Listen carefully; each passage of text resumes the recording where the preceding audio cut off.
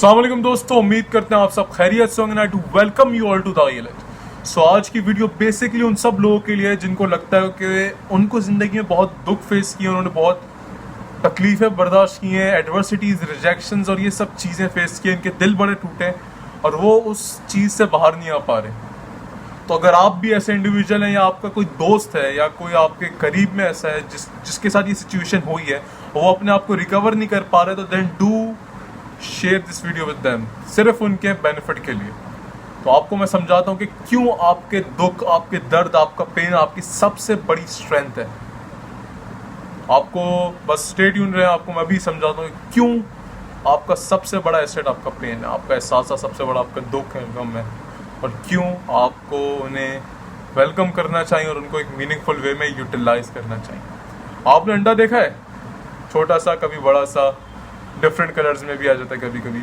तो आपने उसको देखा होगा, जब आप उसको बाहर से खुद तोड़ते हैं ना, तो उसके अंदर जो चूजा होता है, जो जान होती है, वो मर जाती है। बट सेम अंडा जब अंदर से टूटता है ना, तो एक नई जिंदगी जन्म लेती है, एक नई जिंदगी, एक नई लाइफ बर्थ लेती है। Same goes with individual. अगर आप बाहर से टूटते हैं ना तो कोई फायदा नहीं, कि जब आप अंदर से टूटते हैं ना, तो एक नई जिंदगी आपके लिए शुरू होती है, एक नई अवेकनिंग होती है, एक नई जिंदगी होती है। और एक वही असल जिंदगी है जब अंदर से बंदा टूटता है तो उसको रियलिटीज पता चलती हैं और वो फिर अपने आप को खड़ा करके आगे बढ़ता है।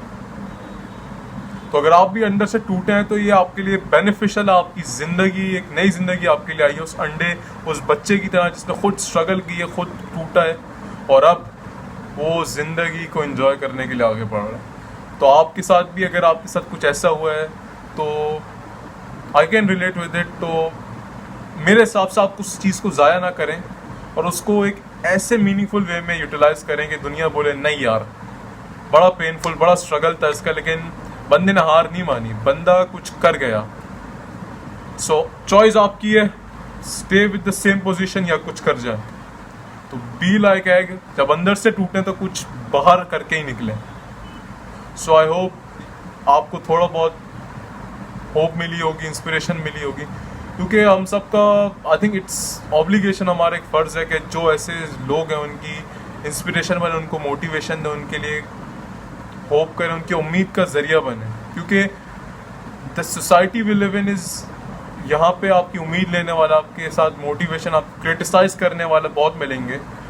और वो वही लोग होते हैं जो खुद कुछ नहीं कर रहे होते, क्योंकि जो खुद कुछ कर रहे होते हैं ना, they don't have a time to irrationally criticise anyone. Constructively हो सकता है, इरेशनल नहीं होता। तो आप भी अपने पेन्स को इस वे में यूज़ करें कि वो दुनिया कहे कि नहीं यार ये कुछ कर गया।